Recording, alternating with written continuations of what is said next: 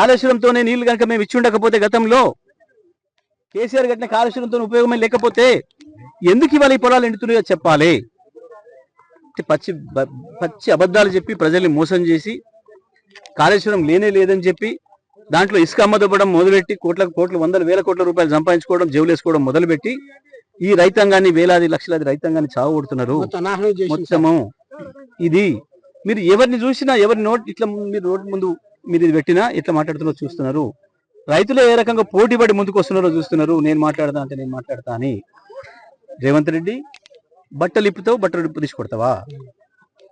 ఎందుకు నేను నిలదీస్తే రైతాంగం ఆ విషయాన్ని రిపోర్టర్ మిత్రులు వాళ్ళ మీడియాలో చూపిస్తే కొడతావా? జైలుకు పంపుతావా? మాట్లాడిన వాళ్ళని బట్టలు తీసి కొడతావు, అవి చూపించిన వాళ్ళని బట్టలు వేసి కొడతావా? ఇప్పుడు నీకు రిపోర్టర్లు అంటే భయం వేస్తుందా?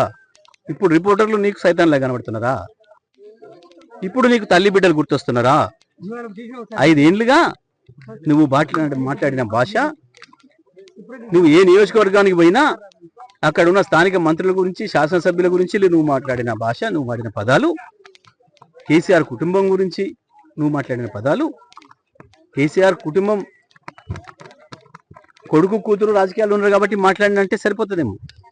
కేసీఆర్ మనవళ్ళు మనవరాల గురించి కూడా నువ్వు మాట్లాడిన భాష, నీ యూట్యూబ్ ఛానళ్ళు, నువ్వు పెట్టి స్పాన్సర్ చేసిన యూట్యూబ్ ఛానళ్ళు మాట్లాడిన భాష గుర్తొస్తుందా రేవంత్? అందుకే ఇప్పటికైనా తెలుసుకున్న వాస్తవం ఏందో, విమర్శలు వస్తాయనే విషయం పబ్లిక్లో నిలబడ్డ తర్వాత తప్పకుండా ప్రజల నుంచి ప్రశ్నలు వస్తాయన్న విషయం మొదటిసారి తెలుసుకున్నావు.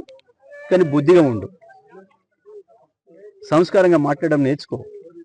నీకు ప్రజల్ని బట్టలిప్పి కొట్టే హక్కు లేదు, కానీ ప్రజలకు ఉంది. నీ బట్టలు చింపేటట్టు కొట్టే హక్కు ప్రజలకు ఉంది. ఎందుకంటే నువ్వు బాకీ పడ్డావు ప్రజలకు. నువ్వు రాసిచ్చినావు. నువ్వు 420 హామీలను 6 గ్యారెంటీలను నువ్వు రాసిచ్చినావు స్వయంగా.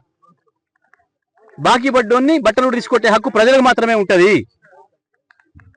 బాకీ పడ్డవాడికి ఉండదు. అది గుర్తుపెట్టుకో మిస్టర్. మహిళలు నిలదీస్తున్నారు, వాళ్ళని బాధ పెడుతుంది. ఆ ఎండిపోయిన పొలాలు వాళ్ళని బాధ పెడుతున్నాయి. వాళ్ళ కళ్ళ ముందట ఉన్న నీళ్ళు పోతుంటే దేశానికి మొత్తం పాడు చేసింది సార్. పెట్టిన పెట్టుబడి ఎక్కడికి పోతుంది? ఎట్లా తీర్చాలి? రేపు తెచ్చినప్పుడు ఎట్లా తీర్చాలి? నువ్వు చేసిన మోసం వల్ల వచ్చే రైతు బంధు రాకుండా ఆపేసిన దానివల్ల నువ్వు రుణమాఫీ చేస్తా వెంటనే పోయి తెచ్చుకోండి 2 లక్షలు నువ్వు చెప్పి నమ్మించి అప్పు తెచ్చుకుంటట్టు చేసి అప్పుల పాలు చేసి చేసిన అప్పు తీర్చకుండా, రైతు రుణమాఫీ రైతు బంధు ఇవ్వకుండా, బోనస్ ఇస్తా అని చెప్పి ఒక బోగస్ మాట చెప్పి సన్నాలు వేసుకోమని చెప్పి అత్యంత ఖర్చు ఇబ్బందితో కూడుకున్నది అయినప్పటికీ నువ్వు ఇస్తానన్న బోనస్ ఆశపడి సన్నాలు పండించుకోవడానికి పొలాలు పెడితే ఈ పొలాలన్నీ సన్నవడ్ల పొలాలు, ఎండిపోయిన పొలాలన్నీ కూడా. ఎవడి దుర్మార్గం ఇది? నీది కాకపోతే నువ్వు తప్పు చేసి ప్రశ్నిస్తే నేను కొడతా, బట్టలు కూడా తీస్తా. నా ఇంట్లో బాధపడుతున్నారు, ఇంట్లో బాధపడుతుంటే పబ్లిక్లో రాకు, రాజీనామా చేసిపో, ఇంట్లో వండుకో. పబ్లిక్లో నిలబడి కాగితాలు ఇచ్చి రాసిచ్చి హామీలు ఇచ్చి మోసం చేసి ఇలా నన్ను తిడుతున్నారు. మెచ్చుకునే పని చేస్తే మెచ్చుకుందరు. ఎందుకు ఇవాళ కేసీఆర్ని గుర్తు చేసుకుంటున్నారు మళ్ళీ ప్రజలు? పొరపాటు చేసినాం, తప్పు చేసినాం, అన్ని ఇచ్చినా కేసీఆర్ని వదులుకున్నాం, వీడేది ఎక్కిస్తున్నాడని చెప్పి వీనికే పోయినాం, వీడు నట్టేట ముంచిండు అని చెప్పి ముత్తుకుంటున్నారు రైతులు.